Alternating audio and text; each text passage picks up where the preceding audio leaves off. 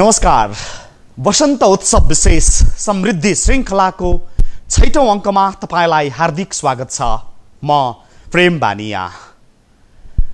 दर्शकहरू, देश समृद्धिको आधार पहिल्याउँदै प्रस्तुत गर्दै र परिवर्तनको रफ्तारमा दौडिने लालसा राख्दै हामी वर्ष 2072 को प्रारम्भसँगै निरन्तर समृद्धि श्रृङ्खलामा बोलिरहेका छौं, जसमा देश समृद्धिको आधार युवा, कृषि, जलस्रोत, पर्यटन, उद्योग र व्यापारलाई मुख्य विषय बनाएका छौं।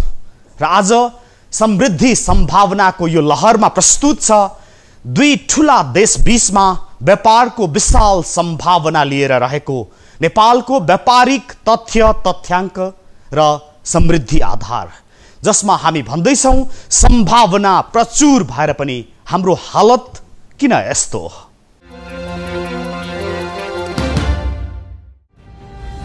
नेपाल कृषि, पर्यटन, जलस्रोतसँगै व्यापारका हिसाबले पनि प्रचुर सम्भावना भएको देश।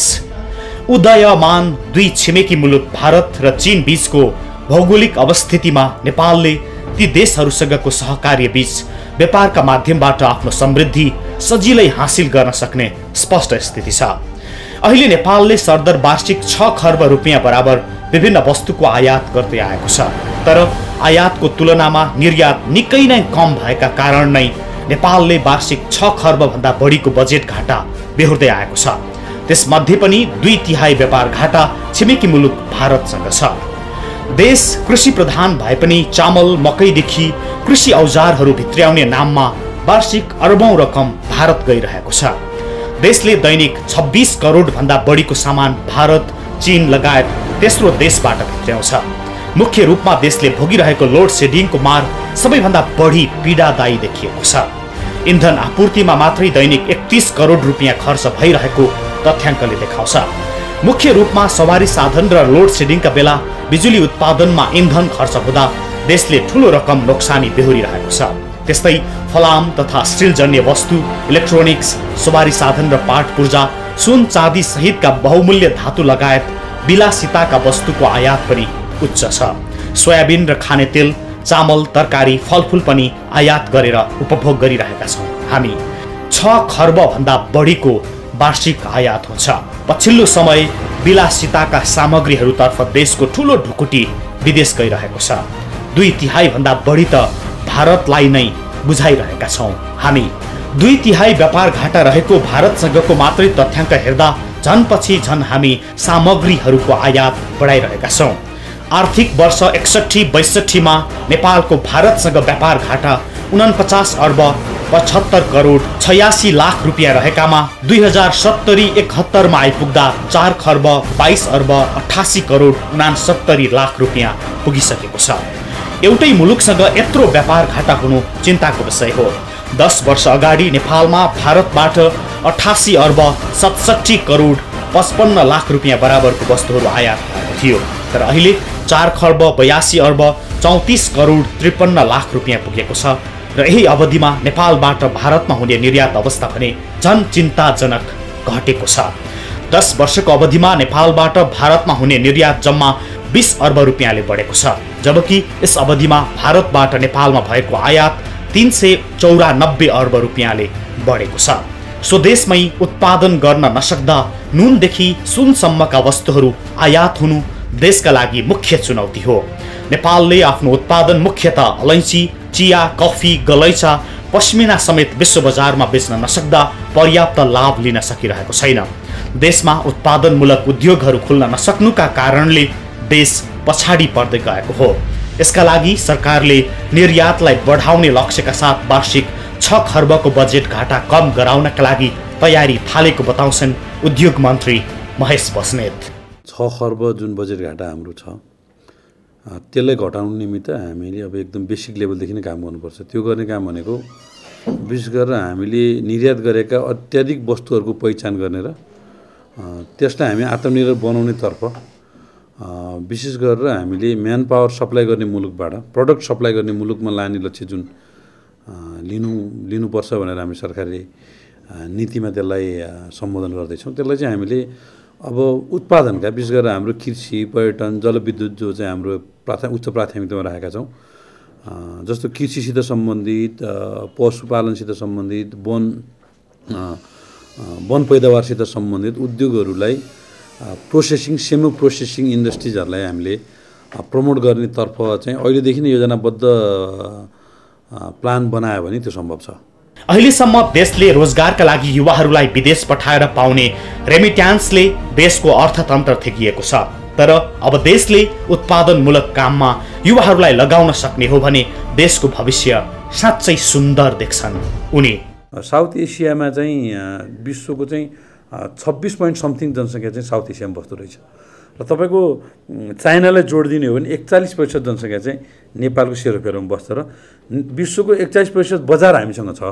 त्यो कुरालाई लक्षित बनाएर अगाडि बढ्दाखेरि मलाई लाग्छ अहिले नेपालमा जे देखिएको समस्या हो त्यो त्यति ठुलो समस्या, त्यति धेरै आत्तिनुपर्ने समस्या होइन र मात्र यति हो। अहिले हामी राजनीतिक दलले चाहिँ 3टा सको कुरा मैले गरेको छु, एउटा शान्ति, एउटा सुख र एउटा समृद्धि। यो चाहिँ हाम्रो चाहिँ संविधानले पनि, अन्तरिम संविधानले पनि हाम्रो लक्ष्यमा इङ्गित गरेको हो र शान्ति, समृद्धि र सुख प्राप्ति नै हाम्रो लक्ष्य हो। त्यसको हुनाले हामीले संविधान समयमा बनाउने ढङ्गले अगाडि जानुपर्छ र हामीले संविधान निर्माण पछाडिको वर्षलाई लगानी वर्षको रूपमा चाहिँ मनाउने भन्ने कन्सेप्ट पनि उद्योग मन्त्रालयले ल्याएको छ। हामी लगानी वर्षको रूपमा पनि मनाउनु छ र अहिले मलाई लाग्छ 47-48 पछाडि नेपालमा लगानीको निम्ति निकै ठुलो एउटा आकर्षणको अवसर आएको छ।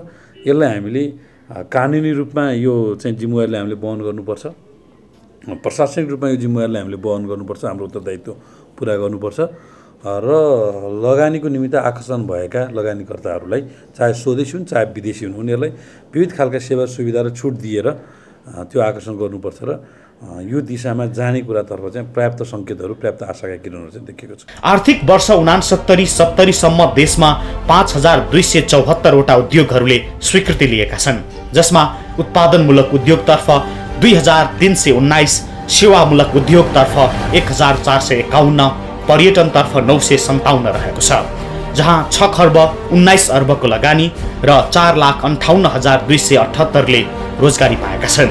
त्यस्तै यस वर्षको 8 महिनाको अवधिसम्ममा उद्योगहरूको संख्या बढेर 45,941 पुगेको छ भने 7,16,500ले रोजगारी पाएका छन्। तर जति उद्योगहरू खुले पनि उत्पादनमूलक उद्योगहरूले अपेक्षाकृत रूपमा सफलता पाउन सकेका छैनन् र निकासी नबढाएसम्म देशको औद्योगिक अवस्था नसुध्रिने बताउँछन् अर्थविद कोशराज पाण्डे। अहिले ग्लोबल इकोनोमीमा देखिएको हामी ट्रेन्ड चाहिँ हेर्ने हो भनेदेखि अहिले त्यो प्रोडक्सन प्रोसेस नै एकदम फ्रेगमेन्टेड भएको चाहिँ छ। भन्दाखेरि त्यो प्रोडक्सन प्रोसेसलाई you can cut in small pieces के सानो सानो टुक्रामा चाहिँ हामी चाहिँ गर्न चाहिँ सक्छौँ। त्यसले गर्दाखेरि अहिलेको ट्रेड भनेको एउटा फाइनल प्रडक्टको सट्टा हामी एउटा टास्कमा चाहिँ हामी चाहिँ ट्रेड गरिरहेको चाहिँ हुन्छौँ। त्यसले गर्दाखेरि अब अहिले ट्रेडमा जाने हो भनेदेखि हामी द होल टेक्नोलोजी हामीसँग जरुरत भएन, सबै काम हामीसँग जरुरत गर्नुपर्ने, प्रडक्टलाई सुरुदेखि अन्त्यसम्म सक्ने गरेर त्यो राख्नु चाहिँ परेन भन्दा एउटा टास्कमा मात्रै हामी गऱ्यौँ भने पनि, त्यसैमा फोकस गऱ्यौँ भने पनि अब त्यो पोसिबिलिटी चाहिँ छ। ग्लोबल अथवा रिजनल भ्यालु चेनमा हामी त्यहाँ लिङ्क मात्रै इस्टाब्लिस गरे भयो। चाइना र इन्डिया दुईवटा इमर्जिङ मतलब इकोनोमिजहरू, उनीहरूको बिचको ट्रेड नै पहिलाको तुलनामा अहिले एकदम फास्ट ग्रोइङ चाहिँ छ। भन्दा लगभग 17 अरबको उनीहरूले अहिले ट्रेड गरिरहेछ अनि 2020 सम्ममा 100 अरबमा पुर्याउने उनीहरू चाहिँ त्यो चाहिँ वर्क प्लान चाहिँ उनीहरू एक्सन प्लान चाहिँ उनीहरू डेभलप गर्दैछ भनेदेखि त्यो बिचमा नेपाल बिचमा अवस्थित भएको कारणले अब त्यो कारणले पनि त्यसमा के हामी चाहिँ सपोर्ट चाहिँ गर्न चाहिँ सक्छौँ। अर्को पोटेन्सियल मैले देखा त्यो चाहिँ छ। तर मुख्य कुरा के भन्दाखेरि यी सबै के अरे ग्लोबल लेभलमा रिजनल लेभलमा हामीसँग त्यो पोटेन्सियल छ, तर के हाम्रो चाहिँ डोमेस्टिक रेडिनेस छ त? यदि हामी डोमेस्टिक लेभलमा केही काम गर्न सकेनौँ भनेदेखि यो एउटा विशफुल थिङ्किङ हुन्छ। पोलिटिसियनहरूको एउटा भाषण गर्ने उपाय, उनीहरूको स्लोगन त्यतिमा मात्रै सीमित हुन्छ। अब त्यसले गर्दाखेरि अब हामीहरू डोमेस्टिक लेभलमा नै अब हामीहरूले काम गर्नुपर्ने चाहिँ हुन्छ। भन्दा अब डोमेस्टिक लेभल गर्नुपर्ने काम के त भन्दाखेरि सबभन्दा पहिला त मैले अहिले समस्या देखेको हामीहरूको एक्सपोर्टेबल सरप्लसै म देख्दिनँ। भनेको मतलब ग्लोबल मार्केट चाहिँ छ, तर हामीले के चाहिँ एक्सपोर्ट गर्ने हो त? हामीले निकासी गर्ने वस्तु नै हामीहरूसँग चाहिँ छैन।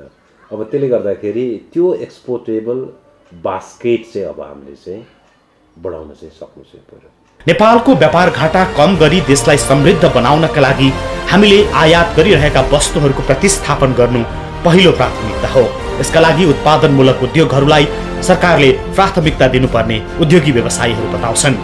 एक त हाम्रो कम्पिटिटिभ एडभान्टेज कुन वस्तुमा, तुलनात्मक लाभका कुराहरू जुन छ नि, त्यो कुन कुन वस्तुमा छ त्यो पहिचान गर्नु पर्यो। अर्को जुन यो ऊर्जा सङ्कटले गर्दाखेरि वास्तवमा उद्योगहरूलाई ज्यादै समस्यामा पारेका छन्, जसले गर्दाखेरि उद्योगको उत्पादन अरू जुन हाम्रो दुईटै दक्षिण र उत्तरको कुरा गर्ने हो भने चीन र भारतका उत्पादनहरूसँग कम्पिटिसन गर्न गाह्रो भइराखेको छ। हाम्रो उत्पादनको कस्ट ज्यादै बढेको छ र ऊर्जा सङ्कट आफ्नो ठाउँमा छ। त्यसको अलावा अरू कारणहरू पनि छन्, जस्तै कि अब श्रमिक ज्यादै उत्पादकत्व हाम्रो अरूको तुलनामा कम छ,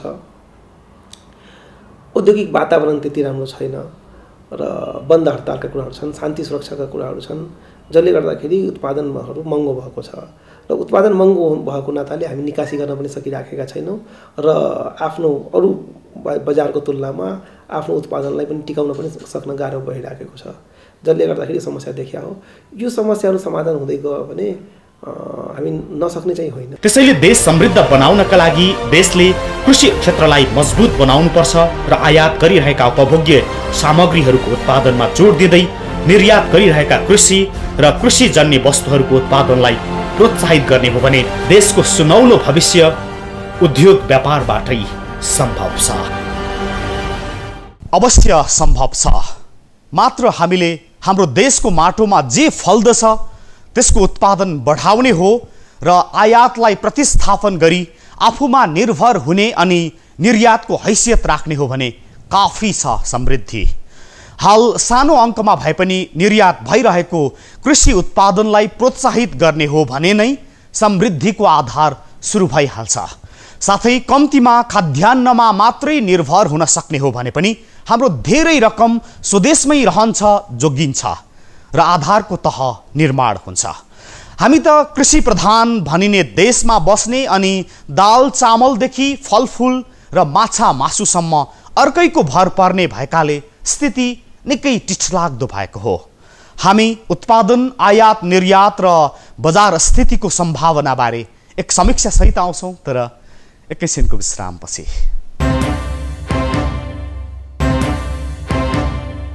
दर्शकहरू, न्यूज 24 टेलिभिजनको 6औं वसन्त उत्सव विशेष समृद्धि श्रृङ्खलामा बोलिरहेका छौँ हामी। आज देश समृद्धिको आधार व्यापार बारे प्रस्तुत छौँ। आज व्यापार सम्भावना र समृद्धिको सपना बारे बोल्दै गर्दा यसको स्थिति समीक्षा अबको क्रममा प्रस्तुत गर्छौँ। बजेट घाटाको अङ्क निकै ठुलो भए पनि पछिल्लो समय देशमा सम्भावनाका सुनौलो सङ्केत के पनि देखिएको छ भने क्रमशः लगानी मैत्री वातावरण बन्दै गएको छ। स्वदेशी तथा विदेशी लगानीकर्ताहरूको आकर्षण बढेको छ। मात्र सरकारले देशबाट निर्यात गर्ने वस्तुहरूलाई उच्च प्राथमिकताका साथ उत्पादनमा वृद्धि गर्न मद्दत गर्ने हो भने देशको भविष्य निकै उज्यालो छ। नसक्ने होइन। नेपाल अब भनौँ न, एकातिर भारत छ, अर्कोतिर चीन छ। अब तिब्बत चाहिँ चीनको मेनल्यान्डबाट धेरै टाढा पर्न आउँछ र तिब्बत आफैमा एउटा ठुलो मार्केटको छ र यतातिर बिहार युपीको मार्केटहरूलाई लियो भने ट्रान्जिट हबको रूपमा चाइनिज सामान नेपालमा ल्याएर फेरि इन्डिया पठाउन सकिन्छ र इन्डियाको सामान ल्याएर चाइना पठाउन सकिन्छ। तर त्यसको लागि राम्रै इन्फ्रास्ट्रक्चर चाहिन्छ र नीति नियमहरूमा अलिकति सरल रूपमा हुने किसिमले बनायो भने ट्रान्जिट हबको रूपमा विकास गर्न सकिन्छ। एकचोटि त्यो अवधारणा आएको पनि थियो, तर त्यसपछि त्यसमा खासै विकास हुन सकेन। त्यसैले ट्रान्जिट हबको रूपमा विकास गर्न सक्ने अवस्था चाहिँ छ। कुनै पनि मुलुकको समृद्धिको लागि उद्योग व्यापार चाहिन्छ। त्यसमा खास गरिकन उद्योग चाहिन्छ। आफूसँग भएका प्राकृतिक स्रोत साधनलाई कसरी उपयोग गर्नुहुन्छ, त्यसबाट कसरी म्याक्सिमम दोहन गर्नु पर्यो त्यसलाई, अनि मात्रै सम्पत्तिको निर्माण हुन्छ, पुँजीको निर्माण हुन्छ। अब त्यसमा नेपालसँग भएका कम्पिटिटिभ एडभान्टेज भएका आफ्नो हाइड्रो पावर छँदैछ, पानीको त्यत्रो प्रचुर भण्डार छ हामी कहाँ, त्यसलाई उपयोग गर्नु पर्यो र त्यसबाट अझ खानी सम्बन्धी उद्योगहरू भयो, एग्रिकल्चरमा आधारित उद्योगहरू भयो। अब हामीले त के गर्छ भने भ्यालुएडिसन त्यहाँ त्यतिको हुन पाइराखेको छैन। हामीले र मेटेरियलकै रूप फर्ममा माल बेच्न गइराखेको छौँ अहिलेसम्म। ती कुराहरूलाई कतिसम्म भ्यालु एडिसन गर्ने अनि पुँजी आउँछ कन्ट्रीमा। अब यदि सस्तो बिजुली हामीले उत्पादन गरेर आफ्ना उद्योगहरूलाई दियो भने भारतको युपी र बिहार त्यत्रो ठुलो मार्केट छ हामीसँग। हामी प्रोसेसिङ इन्डस्ट्रीहरू नेपालमा लगाएर इन्डिया निकासी गर्न सक्छौँ, इभन तिब्बत निकासी गर्न सक्छौँ। त्यत्रो ठुलो हामीसँग इन्डियासँग प्रिफरेन्सियल ट्रिटी छ, जसको हामीले नेपालमा उत्पादित सामान बिना इन्डियामा ड्युटी नदिइकन इन्डिया पठाउन सक्छौँ। ससाना ठाउँबाटै अहिले समृद्धिका रेखाहरू कोरिएका छन्। गाउँ गाउँमा ससाना उद्योगहरू स्थापना हुने क्रम जारी छ, तर तिनीहरूलाई सरकारले प्रोत्साहित गर्न जरुरी छ। भारत र चीनबाट हुने व्यापारको केन्द्र नेपाललाई बनाउन सकिने हो भने उत्तिकै ठुलो सम्भावना छ। यसमा सरकारले ध्यान दिन सक्यो भने देश समृद्ध हुन सक्छ भन्छन् अर्थविद पोषराज पाण्डे। यदि नेपाललाई माध्यम बनाएर ट्रेड गर्दा ट्रेड कस्ट कम हुन्छ भनेदेखि मात्रै अब हामी चाहिँ ट्रेड चाहिँ त्यो त्यहाँको ट्रेड चाहिँ हामी एक्सपेक्ट गर्न सक्छौँ। अब त्यो ट्रेड कस्ट कम गर्नलाई नै अब हामीसँग के हुनु पर्यो भन्दा इफिसियन्ट इन्फ्रास्ट्रक्चर इन्क्लुडिङ रोड ट्रान्सपोर्टका कम्युनिकेसनका अनि त्यसपछि अरू बिजनेस सर्भिसेसहरू एकदम मोस्ट इफिसियन्ट अनि त्यसपछि कस्ट इफेक्टिभ बिजनेस सर्भिसहरू हामी त्यो प्रोभाइड गर्न सक्यौँ भनेदेखि मात्रै हाम्रो यसलाई नेपाललाई एज ए ट्रान्जिट चाहिँ उनीहरू युज गर्न चाहिँ सक्छ। नत्र भनेदेखि त उनीहरू आफ्नै बोर्डरै सेयर गरेको छ भनेदेखि उनीहरू त्यहीबाट नै ट्रेड गर्छ, हामी कहीँ किन आउँछ भन्दाखेरि अब त्यो दिनलाई चाहिँ अब हाम्रो राइट काइन्ड अफ पोलिसी पनि चाहियो। अब त्यो पोलिसी मात्रै भएन, infrastructure development right kind of resources पनि चाहियो अनि त्यसपछि प्लस अर्को चाहिँ right kind of diplomatic relation पनि अब हाम्रो चाहिँ हुनु पर्यो। यो भयो भनेदेखि यसरी डेभलप चाहिँ हामी चाहिँ गर्न चाहिँ सकौँला। 2046-47 पछि देशमा लगानीको वातावरण सुध्रिँदै आएको भन्दै विदेशी लगानीकर्ता समेत नेपाल आउने वातावरण बन्दै गएबाट नेपाललाई भारत र चीन बीचको व्यापारिक ट्रान्जिट बनाउन सकिन्छ भन्छन् उद्योग मन्त्री महेश बस्नेत। पछिल्लो बेलामा चाइनाले केरुङबाट लुम्बिनीसम्म रेलमार्ग बनाउने जुन कुरा प्रस्ताव गरेको छ त्योतर्फ केही काम अगाडि बढेको छ। यो एउटा निकै ठुलो उपलब्धि हो भन्ने मलाई लाग्छ। लुम्बिनी हाम्रो चाहिँ धार्मिक पर्यटन स्थल भएको हुनाले चाइनिजहरू अत्याधिक मात्रामा बुद्धिस्टहरू हुने भएको हुनाले खासादेखि केरुङ हुँदै लुम्बिनीसम्म जुन रेलमार्ग बन्ने कुरा 4-5 वर्षभित्रै बन्न सक्छ भन्ने कुरा आइरहेको छ। निकै ठुलो उपलब्धि हुनसक्छ। त्यसै गरी हामीले इन्डियाको सीमा भएको ठाउँमा पनि मेची महाकाली रेलमार्गदेखि लिएर विविध खालका प्रस्ताव जुन इन्डिया साइडबाट आएको छ यो पनि हाम्रो लागि निकै ठुलो अपर्च्युनिटी हो। र अहिले सिल्क रोड बनाउने र साउथ एसियन लेभलको सडक निर्माण गर्ने कुरा जुन बनिरहेको छ त्यसमा नेपाललाई छुटाउनु हुँदैन भन्ने ढङ्गले हामीले लबिङ गरिरहेका छौँ होइन। हिजो एसियन डेभलपमेन्ट ब्याङ्क थियो, आज चाइनाले मलाई लाग्छ 20 खर्ब अमेरिकी डलरभन्दा बढी लगानी गरेर एसियन इन्फ्रास्ट्रक्चर डेभलपमेन्ट ब्याङ्क जुन बनाउने उसले कन्सेप्ट ल्याएको छ र त्यसमा चाहिँ हाम्रो नेपाल पनि एउटा फाउन्डर कन्ट्रीको रूपमा उसले आफ्नो सहभागिता जनाएको छ। इन्डिया नेपाल लगायतका सबै महत्त्वपूर्ण यो क्षेत्रका मुलुकहरू बनिरहेका छन् र यो चाइना र नेपाल चाइना र इन्डिया जसले संसारलाई एउटा धमाका दिने ढङ्गले आर्थिक प्रगति गरिरहेका छन् र यसलाई हामीले एउटा ट्रान्जिट पोइन्टको रूपमा नेपाललाई विकास गर्न सक्ने प्रशस्त सम्भावनाहरू छन्। फेरि अहिले पछिल्लो बेलामा कतिपय राजनीतिक इन्ट्रेस्टहरू कतिपय मुलुकहरूका नमिलेको अवस्थामा पनि आर्थिक इन्ट्रेस्टहरू मिलेर जुन सहकारी गर्ने खालको एउटा कल्चर देखिएको छ पछिल्लो बेलामा, यो पनि निकै राम्रो सङ्केत हो। र वास्तवमा नेपालले इन्डिया र चाइनाको एउटा चाहिँ इकोनोमिक ट्रान्जिट पोइन्टको रूपमा चाहिँ काम गर्न सक्ने एउटा निकै सम्भावना छ। र योतर्फ नेपाल गभर्मेन्टले पनि र नेपालका विभिन्न खालका अर्थशास्त्रीदेखि लिएर विभिन्न खालका बौद्धिक व्यक्तित्वहरूले पनि योतर्फ पहल कदमी लिनुभएको छ। यो खालको चाहिँ सम्भावना देख्छु मैले। देशमा उत्पादनमूलक उद्योगहरूको स्थापना र प्रवर्धनका साथै निकासी भइरहेका अलैँची, चिया, कफी, गलैँचा, पस्मिनाको उत्पादनमा वृद्धि गरी विश्व बजारमाझ अझ सशक्त प्रहार गर्ने हो भने समृद्धिको एउटा आधार यही हुन सक्छ। यो रफ्तारलाई बलियो बनाउन सकियो भने देशले व्यापारबाटै पर्याप्त विदेशी मुद्रा आर्जन गर्न सकिन्छ भने चीन र भारत बीचको व्यापारिक हबको रूपमा समेत देशको भविष्य निकै उज्जवल छ। र व्यापारलाई आधार बनाएर हामी देशको समृद्धि हासिल गर्न सक्छौँ। मात्र यसका लागि वातावरण र सरकार तथा नागरिक स्तरको मद्दत आवश्यक छ। यति हो कि जसले जे जान्दछ र सक्दछ उत्पादन गर्न त्यही उत्पादन गर्ने हो भने हामीलाई बजारको कुनै अभाव छैन। ठुला र विशाल उत्पादनका सम्भावना छन् जो तिनका लागि पनि छिमेकको बजार फराकिलो सम्भावना भएर रहेको छ। अनि फेरि देशमा उब्जाउ भूमि यथेष्ट छ र हर पाखोबाट समृद्धिको कथा सुरु गर्न सकिने आधार छ। यति भइकन जनशक्ति जो बाहिर गएको छ तिनलाई आफ्नो देशको सम्भावना र अवसरबारे जानकारी सहित आकर्षित गर्ने हो भने थुम्काबाट समृद्धिको भुल्का छुट्नेछ र यो सम्भव छ।